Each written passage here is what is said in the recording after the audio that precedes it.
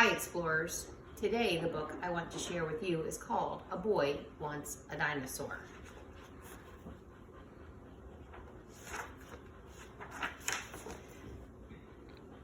Ben had a dog. Alice had 2 snails. Alex wanted a dinosaur. He lay on his bed and he cried, "But I want a dinosaur."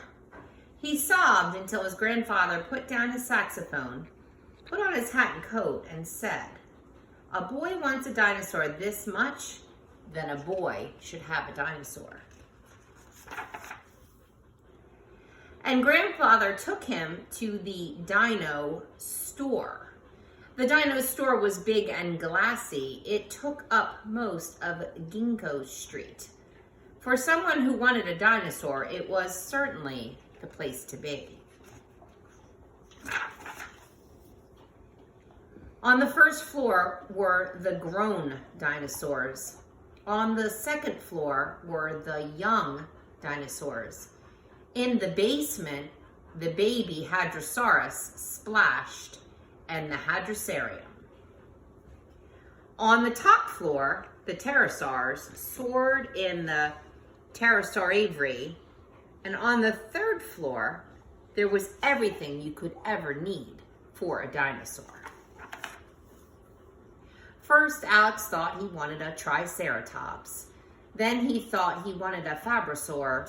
And then, just as he had almost decided on Diplodocus, he saw the Masopodilus, and the Masopodilus saw him and came over and rolled on its back and rolled its eyes and licked Alex's hand.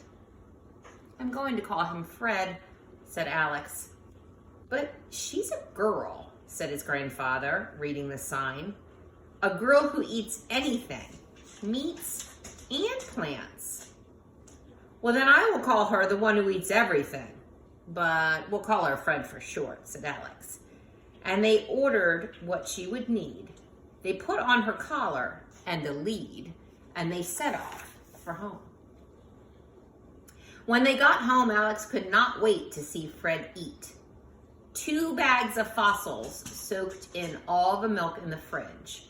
1 drum of dried club moss tree. 3 sacks of pine needles. All of the wash, the neighbor's zucchini, and a bite out of the next door one's cat. "Alex," said his mother, "that is really too much." But Alex would not listen. "It's not too much for a dinosaur," he said. "For a dinosaur, this is only a snack." And he dashed upstairs, ran a steaming hot bath, added some instant marsh powder, and put Fred in for a good long soak. "Alex," called his father coming in from work, "a marsh in the house is quite unhealthy." "Not for a dinosaur," Alex replied crossly. "For a dinosaur, it's perfectly natural." And he sneaked Fred into his room and he sang to her in Masopodilus until she fell asleep and did not notice that she couldn't settle. And she chewed everything that she could find in the dark to comfort her.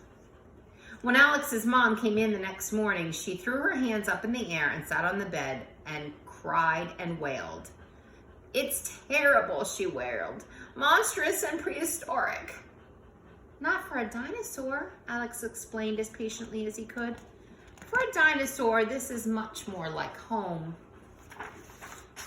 And he got dressed and he put on Fred's collar and lead and they set off for school.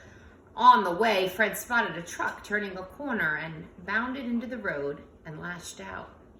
The truck driver was furious. "Do you mind?" he yelled. "This is my company's best truck."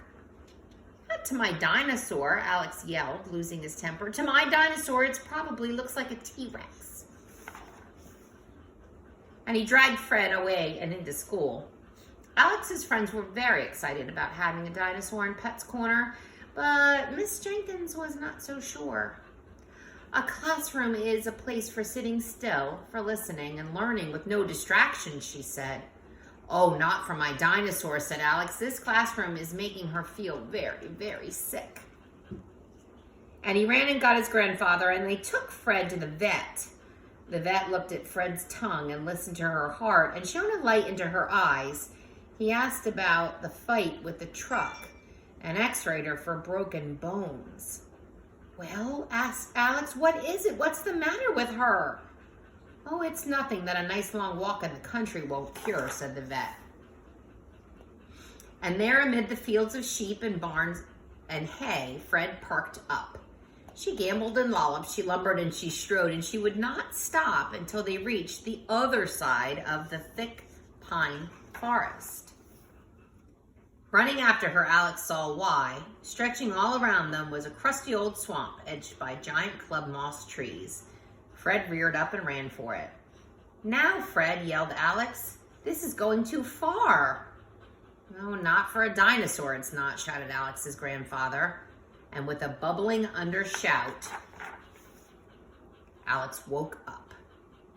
For a while, he laid in his unchewed bed under his unchewed bedclothes and thought about his dreams of his dinosaur.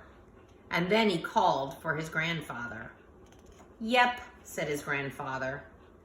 When we get a pet, I think we should get a rabbit, said his grandfather. Exactly, said Alex. And we won't call her Fred either.